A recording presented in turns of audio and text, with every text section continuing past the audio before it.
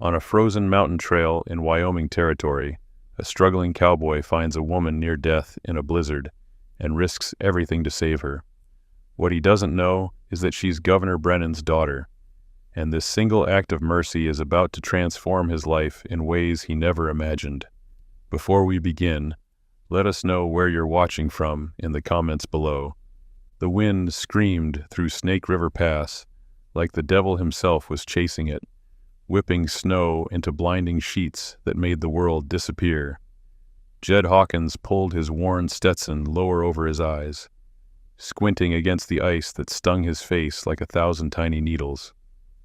His horse, a sturdy bay mare named Dust, trudged forward with her head down, nostrils flaring white clouds into the bitter cold. Behind him in the saddle, wrapped in every blanket he owned, sat his daughter Sarah. At 7 years old, she was small enough to tuck against his back, her thin arms wrapped around his waist, face buried in his sheepskin coat. He could feel her shivering even through all those layers, and it gnawed at him like a wolf at his ribs. They shouldn't have been out here, not in this. But the storm had rolled in faster than any February blizzard he'd seen in 15 years, and by the time he'd picked Sarah up from the schoolhouse in Copper Ridge, turning back wasn't an option. The trail home cut straight through the pass. It was either push through or freeze waiting it out in town with no money for a room. Jed's hands ached inside his leather gloves, fingers stiff from gripping the reins. His jaw was clenched so tight his teeth hurt. Every muscle in his body screamed from a 12-hour day breaking horses at the Maddox Ranch. But he didn't let himself think about that. He just thought about the cabin, the fireplace, hot coffee, getting Sarah warm. The pass narrowed ahead, where the trail curved along the ridge, pine trees thick on one side, a steep drop on the other. Visibility was near nothing, just white and gray, and the dark shapes of trees like ghosts in the storm. Dust's ears swiveled forward suddenly, and she nickered low, uneasy. "Easy, girl," Jed murmured, his voice rough and half-frozen. Then he saw it. A dark shape off to the left, barely visible through the snow. At first, he thought it was a fallen tree, or maybe a deer carcass. But as Dust drew closer, his stomach dropped. It was a horse, lying on its side in the snow, unmoving, dead by the look of it.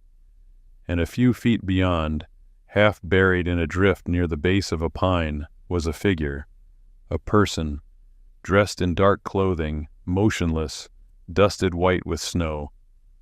"Damn," Jed whispered. He reined Dust to a stop and swung down stiffly, boots crunching into the knee-deep snow.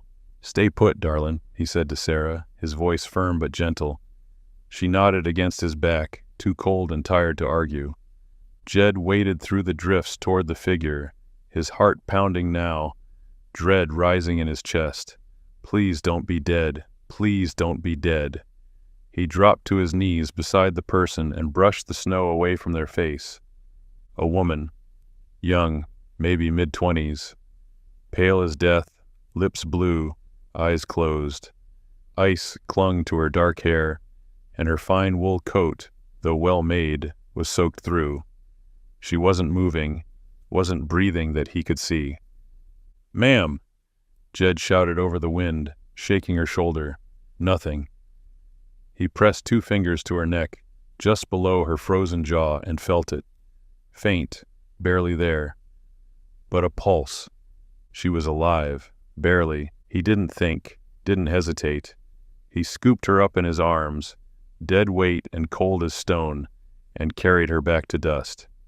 The mare shifted nervously, but held steady, as Jed hoisted the woman up and draped her across the saddle in front of him. Sarah made a small sound of surprise behind him.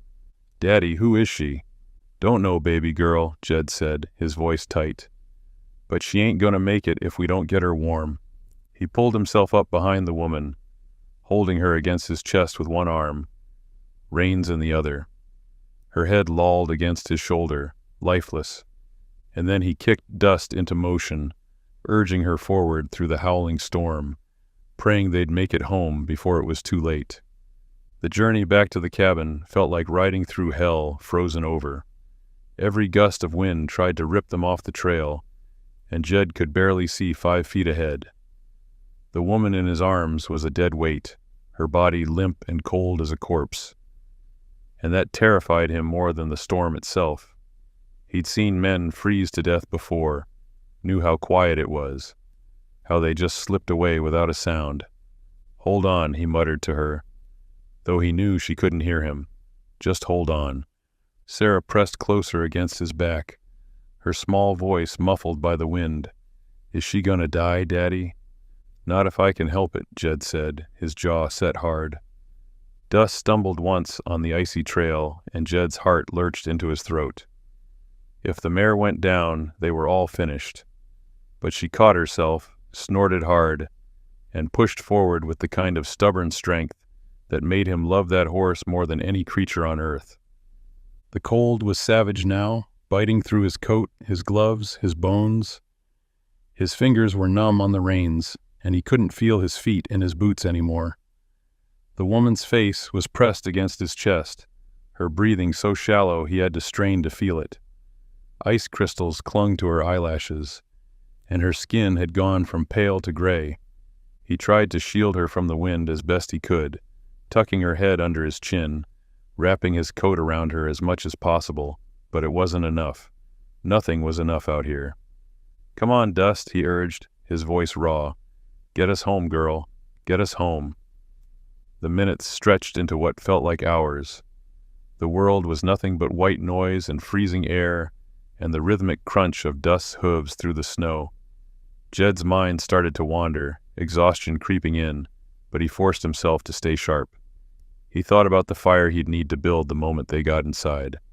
The blankets, warm water, anything to pull this woman back from the edge. He didn't know who she was, didn't know why she'd been out here alone, or where she'd been heading. Her clothes were fine, too fine for someone traveling these trails without an escort or a guide. Her coat was tailored, her boots expensive leather, now ruined by the snow. Whoever she was, she didn't belong out here. But none of that mattered now. Finally, through the swirling white, he saw it. The dark shape of his cabin, small and humble, tucked into the trees at the edge of a clearing.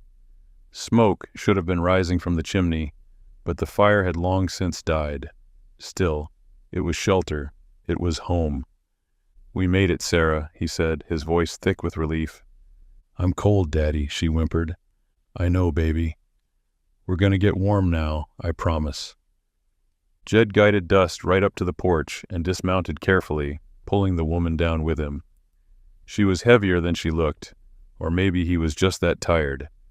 He kicked the cabin door open with his boot and carried her inside, the darkness and cold of the interior hitting him like a wall.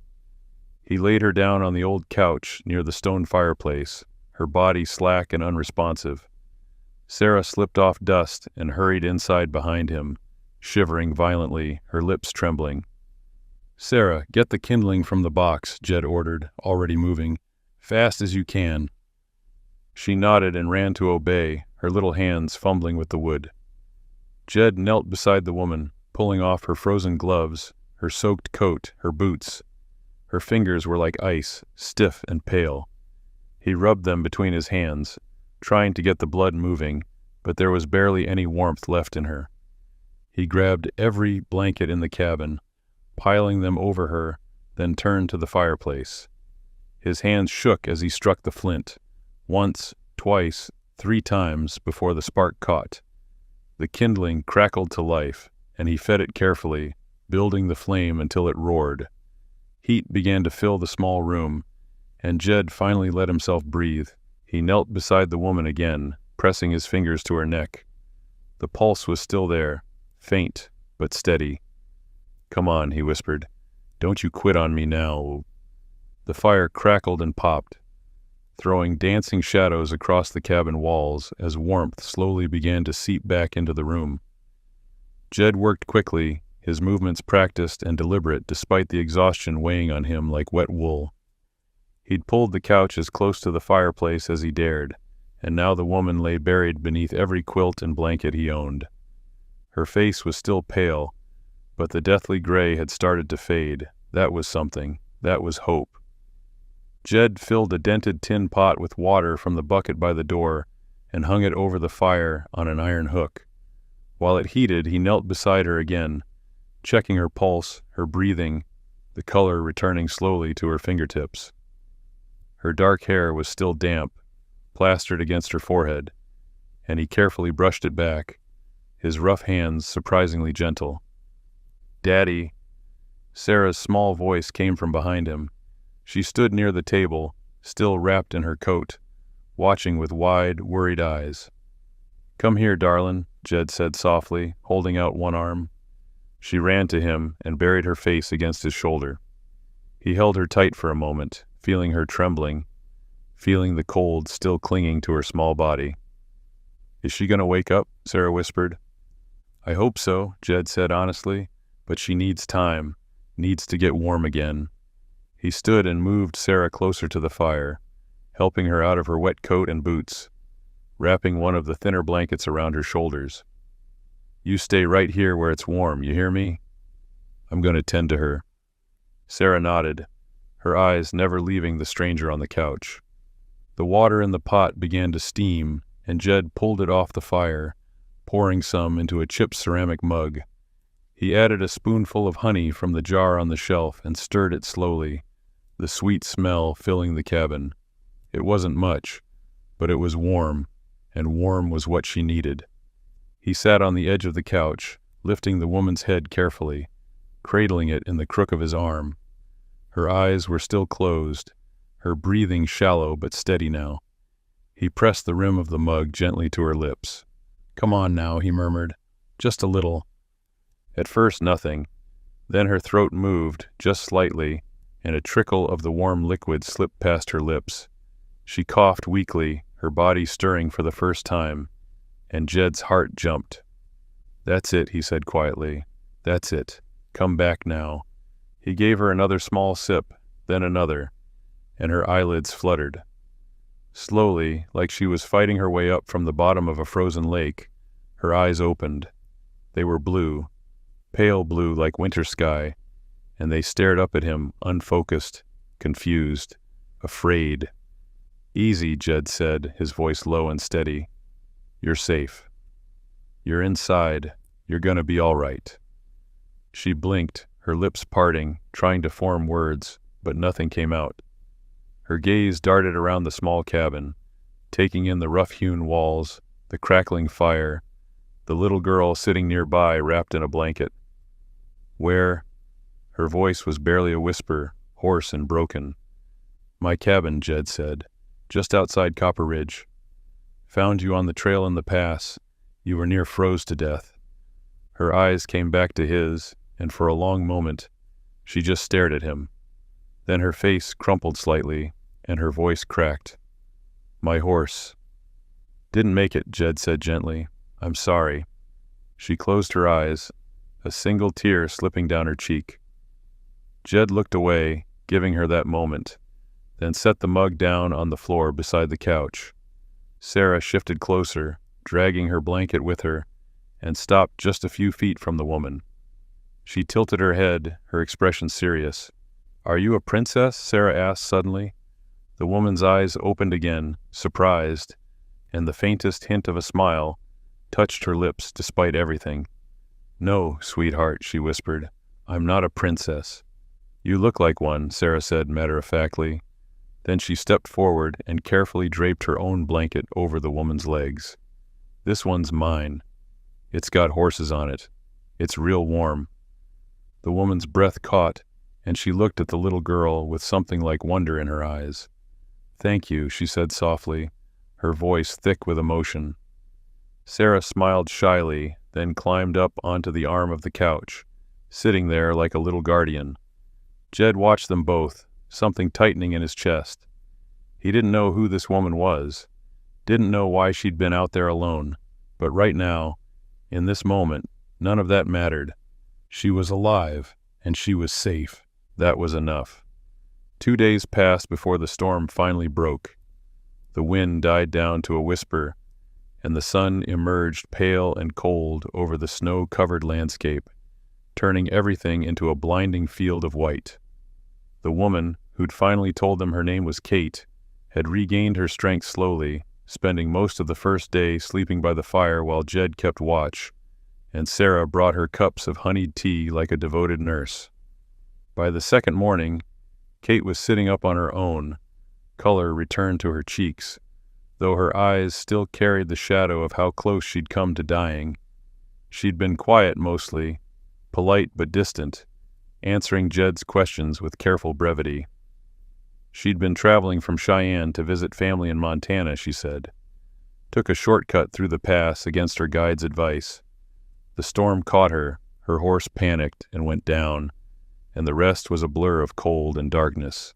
She didn't offer more than that, and Jed didn't press. Folks had their reasons for keeping things private, and he respected that. On the morning of the third day, Jed stood on the porch, surveying the clearing. The snow had stopped, but the drifts were still deep, and the trail would be treacherous for days. Still, he knew she'd want to leave soon.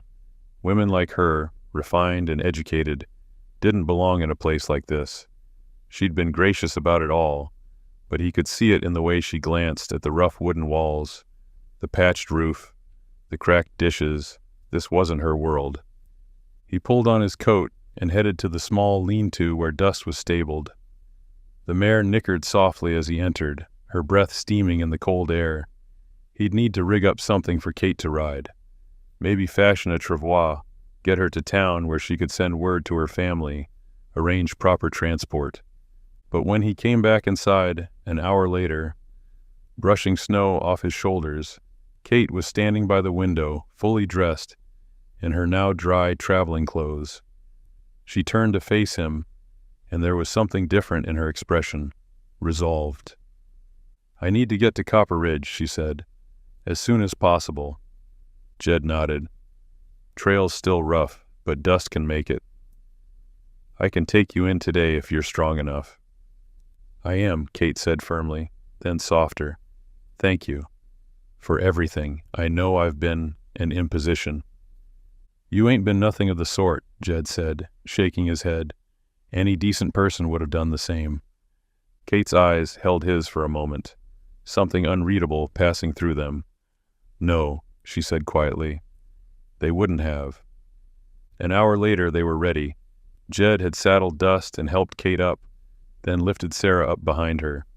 The little girl wrapped her arms around Kate's waist, chattering excitedly about going to town. Kate smiled down at her, that same soft expression she'd worn when Sarah had given her the blanket. The ride to Copper Ridge took most of the morning. The trail was slow going, but Dust was sure-footed and the sky stayed clear. They didn't talk much. Kate seemed lost in thought, her gaze fixed on the horizon, and Jed let her be. When they finally reached the edge of town, Kate spoke. "Take me to the telegraph office." Jed guided Dust down the main street, past the general store and the saloon, to the small wooden building with the telegraph lines running overhead. He helped Kate down, and she stood there for a moment, brushing snow from her skirt, gathering herself. "I'll wait here," Jed said, tipping his hat. Kate looked at him, and for the first time, something like regret crossed her face. "Jed," she said, her voice careful, "I haven't been entirely honest with you." He frowned slightly, waiting. "My full name is Catherine Brennan," she said. "My father is Governor Thomas Brennan." The words hit him like a punch to the chest. He stared at her, speechless, his mind racing. The governor's daughter. He'd pulled the governor's daughter out of a snowdrift and brought her to his falling-down cabin with its leaking roof and cracked dishes. "I didn't tell you because I wanted," she paused, choosing her words carefully. "I wanted to be just Kate, for a little while. To be treated like a person, not a name."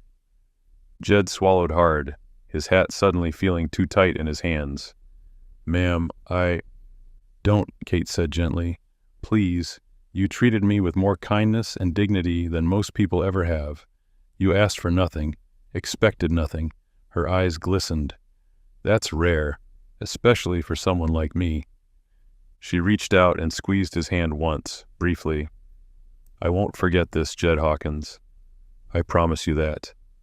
Then she turned and walked into the telegraph office, leaving him standing there in the snow, the world tilting slightly beneath his feet. 3 weeks passed, and the snow in Copper Ridge began its slow surrender to early spring.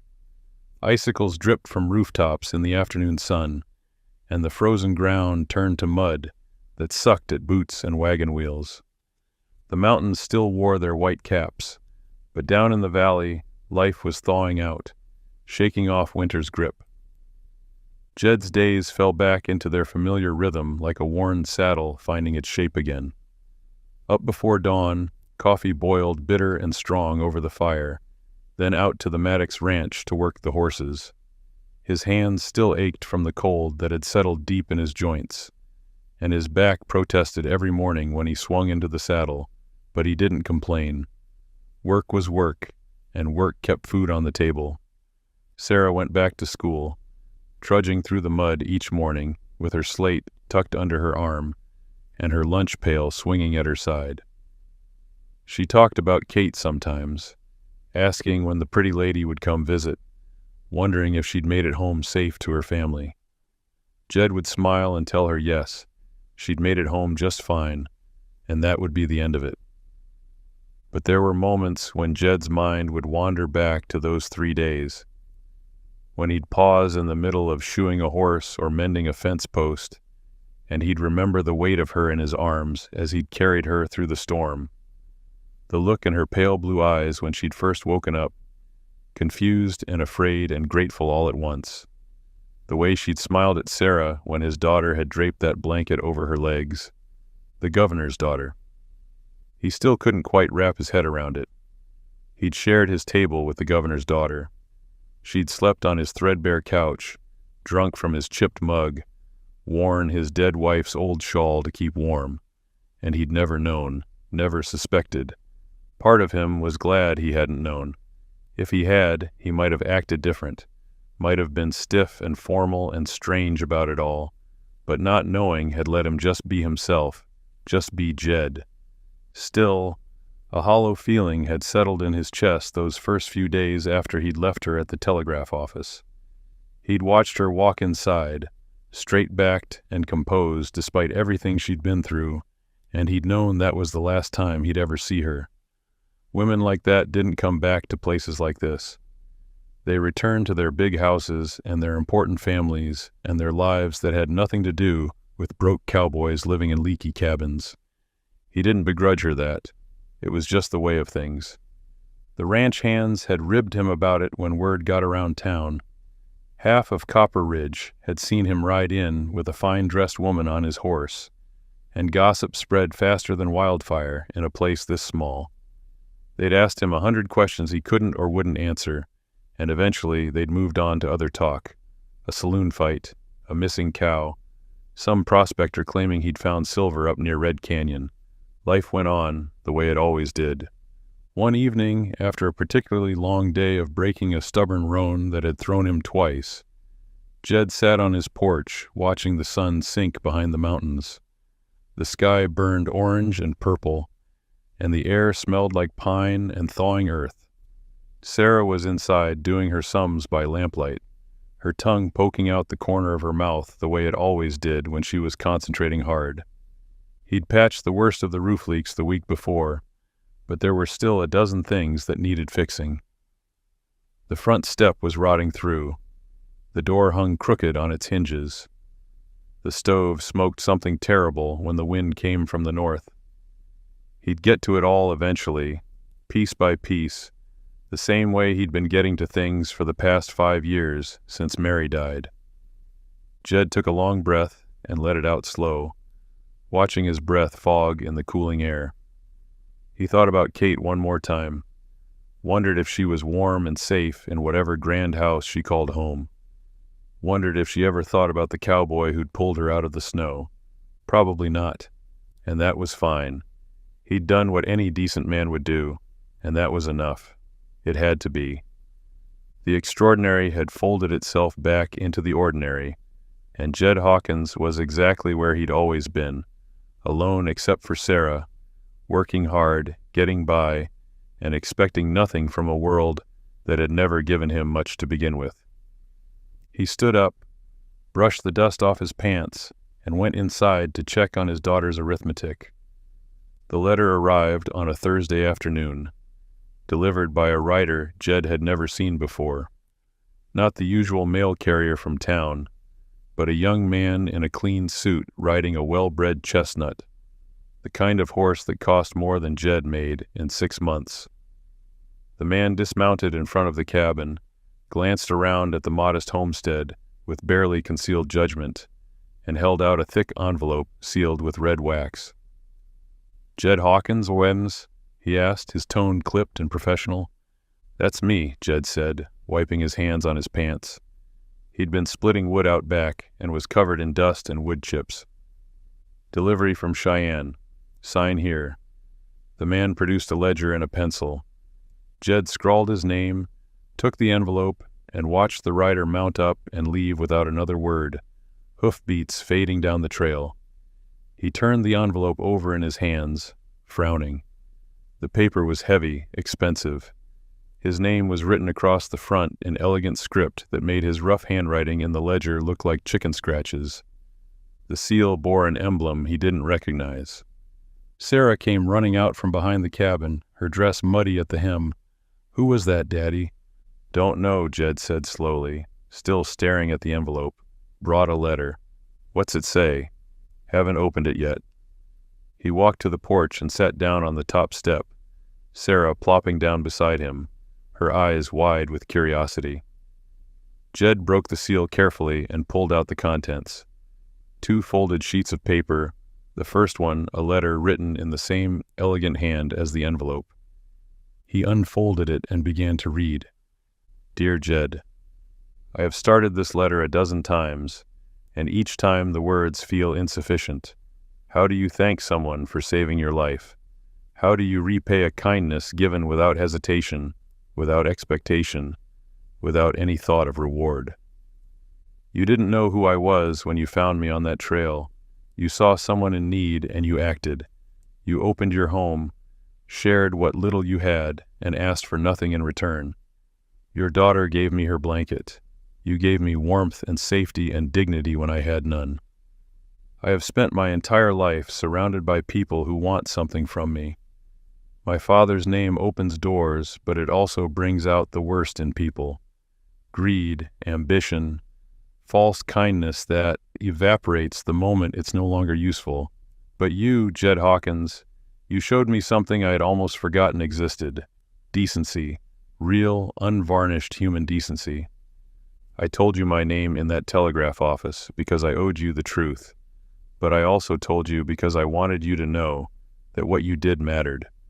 It mattered to me, and it will matter to others because of what I am about to do." Jed's hands were shaking now.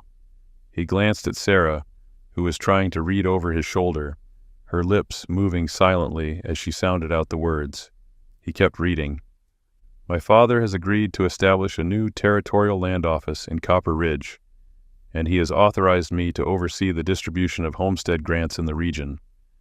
I am using my influence to ensure that good people like you who have worked hard and asked for nothing, are finally given what they deserve.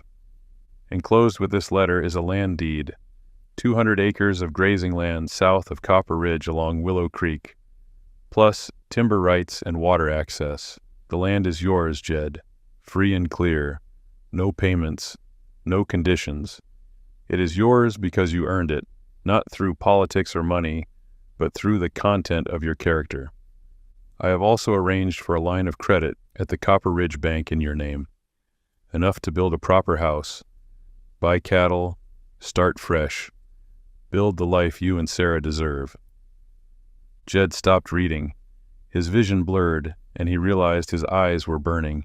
He blinked hard, his throat tight, his chest aching with something he couldn't name. "Daddy?" Sarah's voice was small, uncertain. "What's wrong?" He looked down at the second sheet of paper. It was official, stamped and signed, the territorial seal embossed at the top.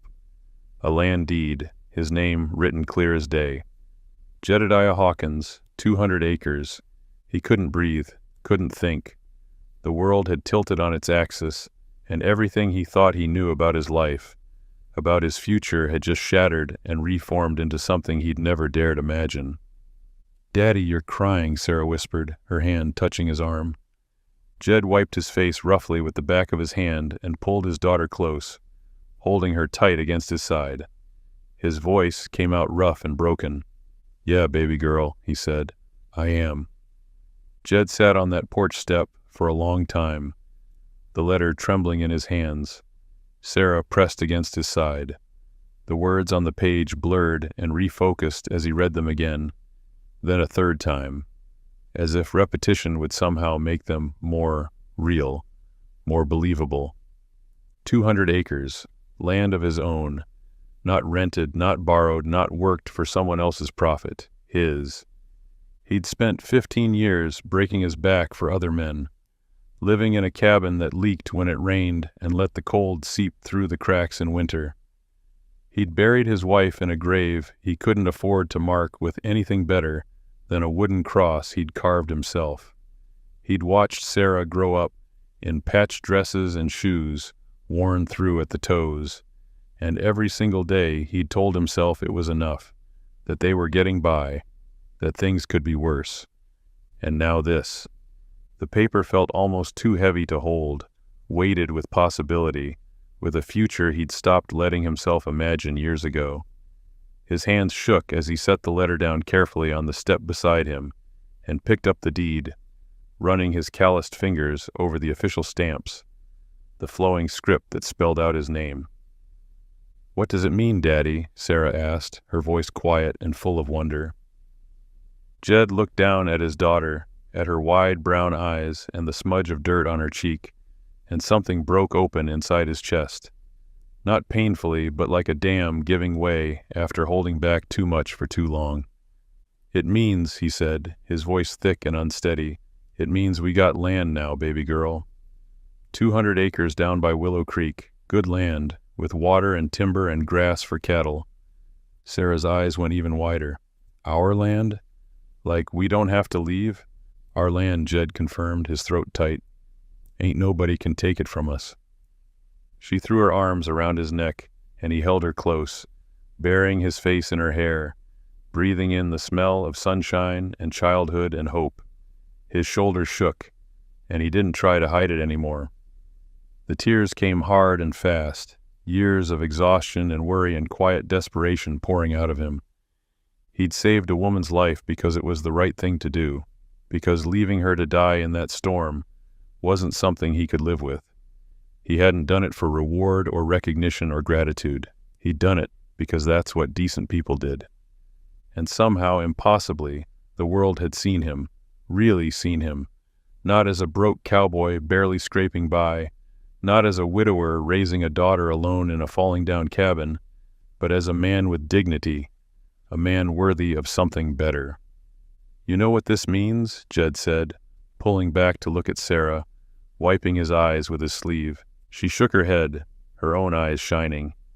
"Means we can build us a proper house," he said, his voice gaining strength. "With rooms that don't leak and a stove that don't smoke.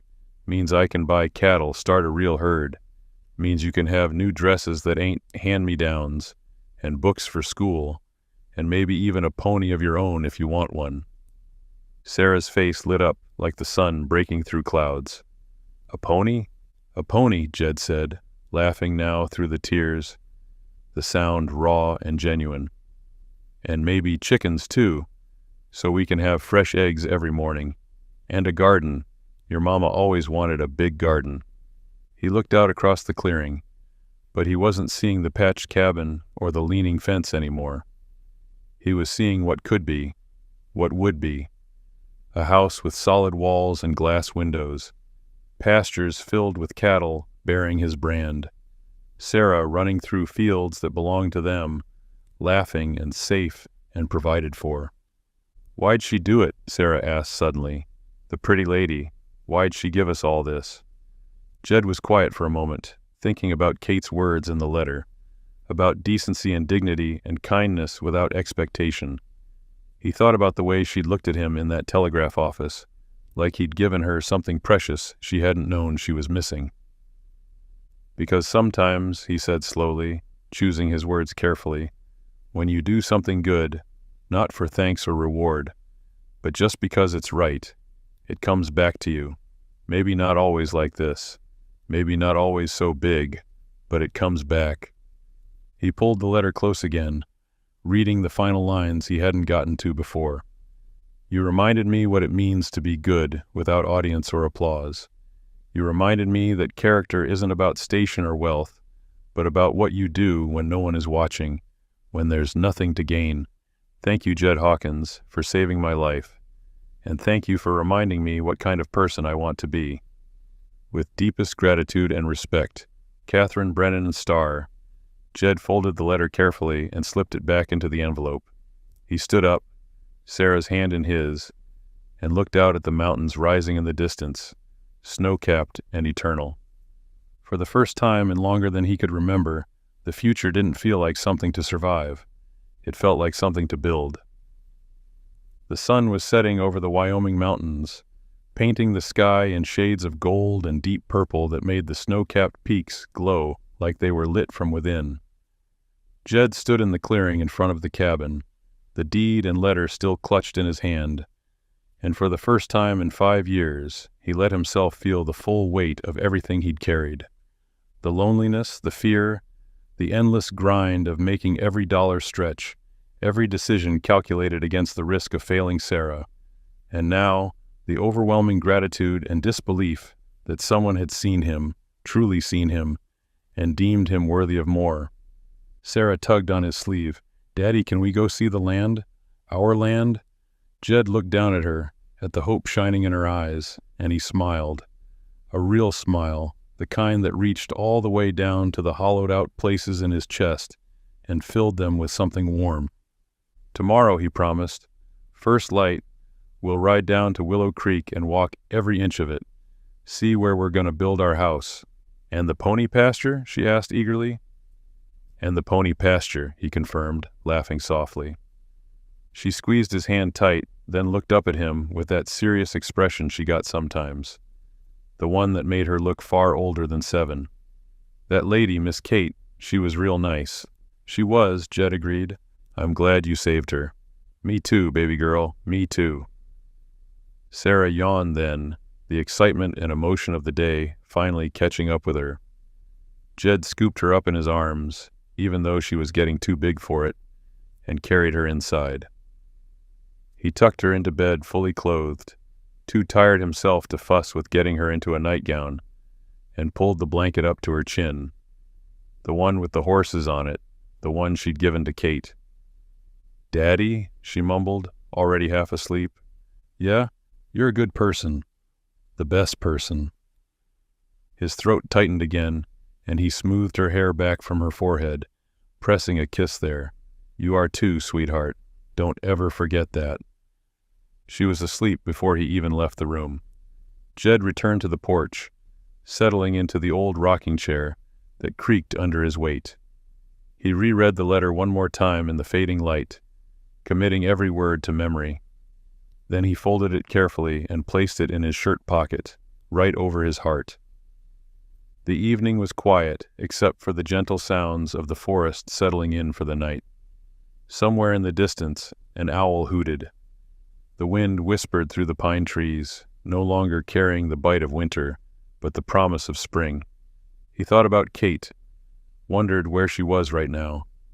Probably back in Cheyenne, in some grand governor's mansion, with polished floors and crystal chandeliers, maybe sitting at a mahogany desk, writing more letters, making more decisions that would change people's lives.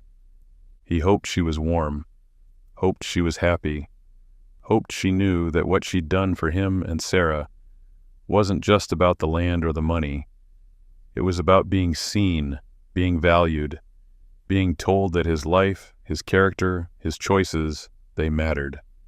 Miles away in Cheyenne, in a well-appointed study lined with books and warmed by a marble fireplace, Catherine Brennan stood by the window looking out at the same sunset. In her hand, she held a telegram that had arrived that afternoon, simple and direct. Letter received. No words sufficient. Thank you. Will make you proud. J. Hawkins. She smiled, pressing the telegram against her chest, and for the first time since that night on the frozen trail, she felt truly warm. Not from the fire or the expensive wool of her dress, but from something deeper, something that had been missing from her life for far too long. Purpose, connection, the knowledge that wealth and position meant nothing if they weren't used to lift others up. She thought about Jed's rough hands carefully pouring her tea, about little Sarah draping a blanket over her with such solemn tenderness, about the way they'd given everything without counting the cost, without measuring what they might receive in return. They had saved her life, yes, but they'd done something more than that. They'd reminded her what it meant to be human.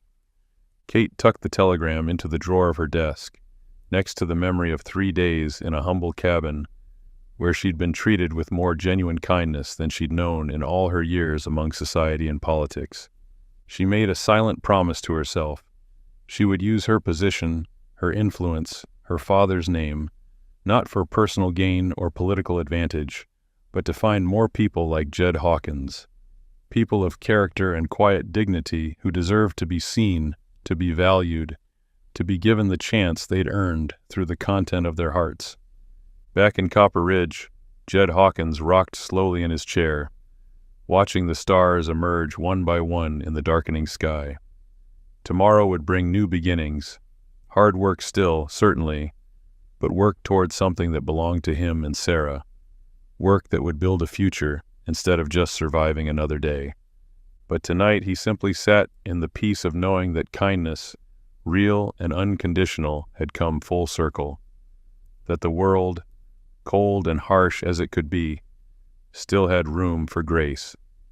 2 strangers had met in a storm, and both their lives had changed forever, not because of station or wealth or destiny, but because one man had chosen decency when it would have been easier to ride past, and one woman had chosen gratitude over entitlement, generosity over indifference.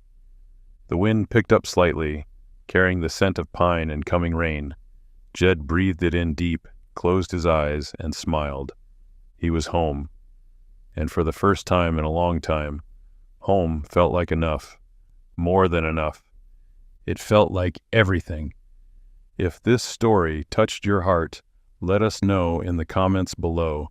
And don't forget to like and subscribe for more tales of courage, kindness, and the moments that change everything.